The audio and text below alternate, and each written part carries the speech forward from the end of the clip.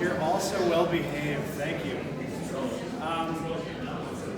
This is not my job, but I'm going to say that Katie and Sam have selected one of my absolute favorite pieces of music for the beginning of this ceremony. And just to let you know all what's going to happen, we're going to begin playing, and there will be a few things that happen, including the processional, all during the same piece of music. But we just wanted to let you know because it's a very quiet piece of music, very meditative one, and we wanted you to enjoy it. So thank you for your quiet.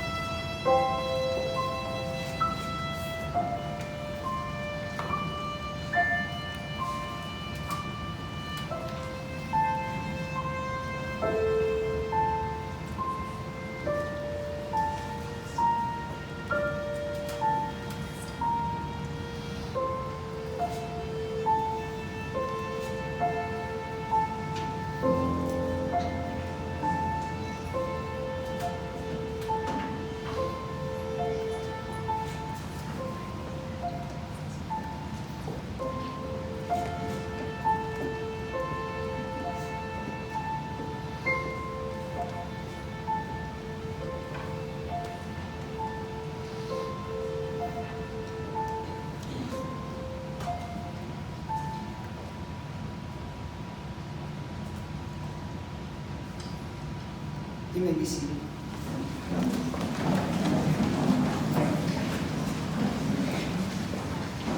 We are gathered here today to celebrate one of life's greatest relationships, the union of two people, the union we call marriage. And as you, Sam and Katie, are joined together in this marriage, I ask you both to search your hearts for the wisdom of this covenant, which has from ancient times been expressed with those ideas that come from the heart. We'll have a reading first from Tony.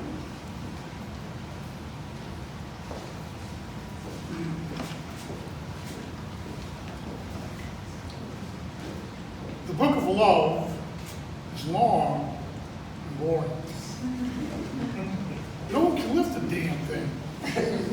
It's full of charts and facts, and figures, and instructions for dancing. But I love it when you read to me, and you can read me anything. The book of love has music in it.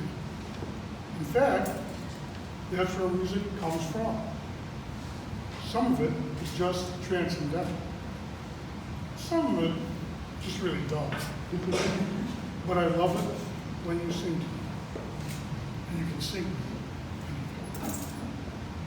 The book of love is long and boring. And written very long ago. It's full of flowers and heart-shaped boxes and things we're all hung to know. But I love it when you give me things. And you want to give me little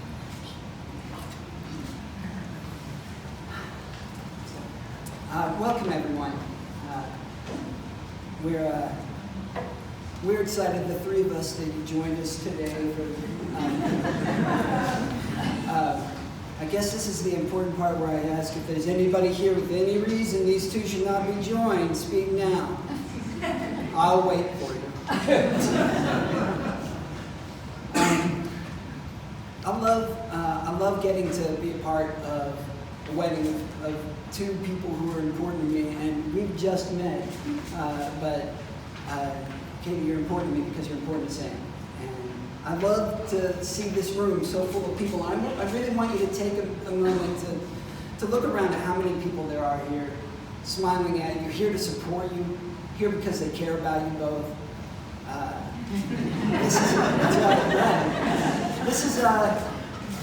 This is what you've built, right? These people care about you, and so they're here. This is your collection. This is your culture. Are these people that are here with you right now, here to support you and to celebrate you?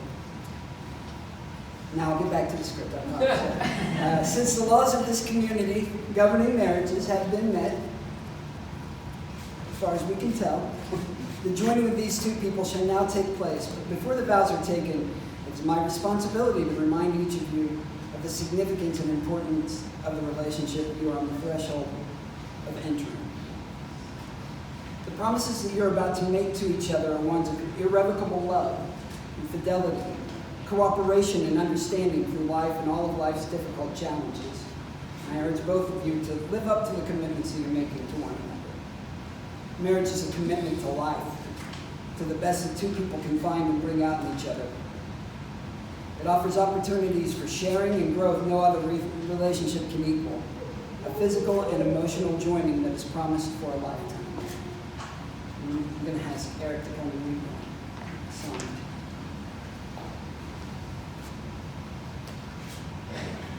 Sam and Katie turned down my idea for the limerick, so instead I will be reading to you Pablo Neruda's Love Sonnet 17. I do not love you as if you were salt rose or topaz, or the arrow of the carnations the fire shoots off. I love you as certain dark things are to be loved, in secret, between the shadow and the soul. I love you as the plant that never blooms but carries in itself the light of hidden flowers. Thanks to your love, a certain solid fragrance, risen from the earth, lives darkly in my body. I love you without knowing how or when, or from where. I love you straightforwardly, without complexities or pride. So I live you, because I know no other way than this, where I does not exist, nor you. So close that your hand on my chest is my hand. So close that your eyes close as I fall asleep.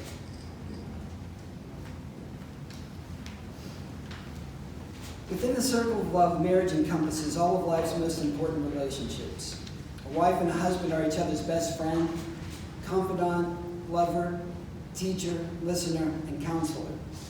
Marriage deepens and enriches every facet of life. Happiness is fuller, memories are fresher, and commitment is stronger. Marriage understands and forgives the mistakes life is unable to avoid. It encourages and nurtures new life, new experiences, and new ways of expressing love through the seasons of life. When two people pledge to love and care for each other in marriage, they create a spirit unique to themselves, which binds them closer than any spoken or written words. Marriage is a promise, a potential, made in the hearts of two people who love, which takes a lifetime to fulfill. Now reading from Jeff Waxman. Got a poem for you by Eileen Miles. Definitely not Pablo Neruda. It's called Peanut Butter. I'm always hungry and wanting to have sex. This is a fact. If you get right down to it, the new unprocessed peanut butter is no damn good. And you can buy it in a jar, as always, in the largest supermarket you know. And I'm an enemy of change, as you know. All the things I embrace as new are in fact old things. Re-released. Swimming, the sensation of being dirty in body and mind. Summer is a time to do nothing and make no money. Prayer is a last resort. Pleasure is a means, and then a means again with no ends in sight. I am absolutely in opposition to all kinds of goals. I have no desire to know where anything is getting me. When the water boils, I get a cup of tea. Accidentally, I read all the works of Proust. It was summer, I was there, so was he. I write because I would like to be used for years after my death. Not only my body will be compost, but the thoughts I left during my life. During my life, I was a woman with hazel eyes. Out the window is a crooked silo. Parts of your body I think of as stripes, which I have learned to love along. We swim naked in ponds, and I write behind your back. My thoughts about you are not exactly forbidden, but exalted because they are useless. Not intended to get you, because I have you, and you love me. It's more like a playground where I play with my reflection of you until you come back, and into the real you I get to sink my teeth. With you I know how to relax, and so I work behind your back, which is lovely. Nature is out of control, you tell me, and that's what's so good about it. I'm immoderately in love with you, knocked out by all your new white hair. Why shouldn't something I've always known be the very best there is? I love you from my childhood, starting back there when one day was just like the rest. Random growth and breezes, constant love, a sandwich in the middle of the day. A tiny step in the vastly conventional path of the sun. I squint, I wink, I take the ride.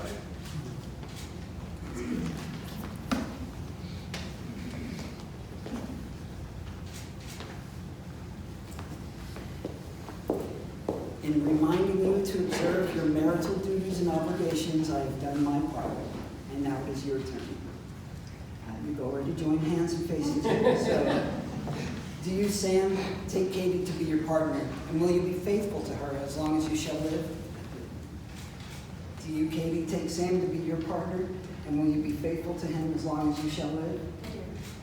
And repeat after me. Sam, I vow to open your car door for you whenever possible. I vow to open your car door for you whenever possible. Not because I think you're not able, Not because I think you're not able, but because it makes you happy. but because it makes you happy. I vow to keep a steady stream of British TV coming into the house, I vow to keep a steady stream of British TV coming into the house so that Chad won't get mad at you so that Chad won't get mad at you when he finds out you've never seen Vicar of when Dibley. he finds out you've never seen the bird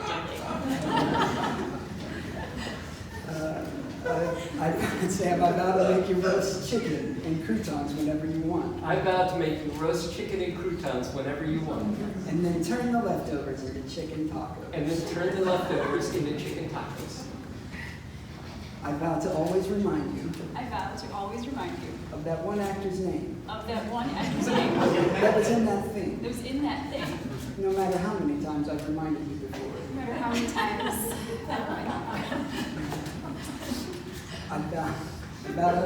I vow to turn up the extrovert in social settings I vow to turn up the extrovert in social settings when your introvert kicks in. when your introvert kicks in. I vow to wrap you in a strong hug I vow to wrap you in a strong hug every time I see the stress getting the best of you. every time I see the stress getting the best of you. I vow to remind you how amazing you are, I vow to remind you how amazing you are. because you are. Because you are. No, seriously, you really are. No, seriously, you really are. What? Why are you looking at me? Why are you looking at me like that? You are.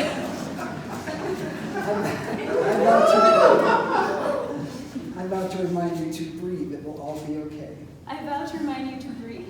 It will all be okay. Even when I'm not quite sure how it will all be okay. Even when I'm not quite sure how, it will all be okay. I vow to try super, super hard I vow to try super, super hard to not leave my shoes under the coffee table. to not leave my shoes under the coffee table.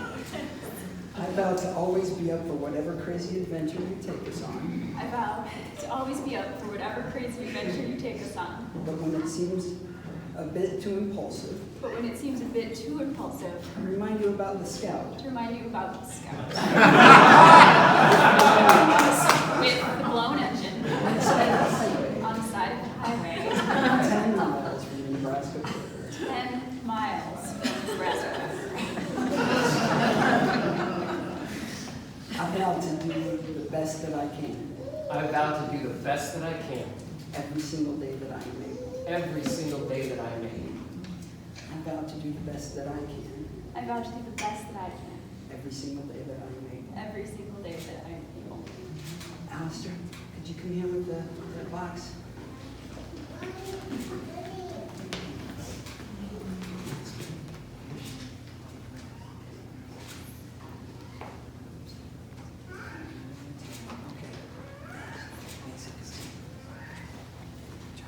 These rings are symbols of eternity and the unbroken circle of life.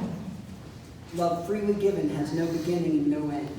And today you have chosen to exchange rings as a sign of your love for each other and as a seal of the promises you make this day. Sam, would you take this ring, please? Would you place the ring on Katie's finger and repeat after me? With this ring, With this ring, I marry you and bind my life to yours. I marry you and bind my life to yours. It is a symbol of my eternal love, It is a symbol of my eternal love, my everlasting friendship, my everlasting friendship, and the promise of all my tomorrows. and the promise of all my tomorrows. Katie, will you take this ring? Place that on Sam's finger and repeat after me.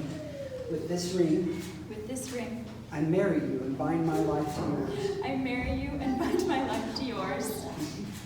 It is a symbol of my eternal love, It is a symbol of my eternal love, my everlasting friendship, my everlasting friendship, and the promise of all my tomorrows. and the promise of all my tomorrows. Your two lives are now joined in one unbroken circle. Wherever you go, may you always return to one another in your togetherness. May you two find in each other the love all people long for. And may you grow in understanding and compassion. And may these two rings symbolize the spirit of undying love in the hearts of both of you. And before I pronounce you husband and wife, I want you to take a few seconds to look into each other's eyes. And think about the happiness that you're feeling right now. At this moment, and let those feelings sink deep into your hearts. I hope that this moment and these feelings will stick with you all the days of your lives. And with that, and as much as you, Sam, and you, Katie, have announced the truths that are already written in your hearts, by the power vested in me by the state of Illinois and Jeffrey Lebowski, the dude, his dudeness, El Didorino, if you're not into the whole brevity thing. I now pronounce you husband and wife. You may kiss each other.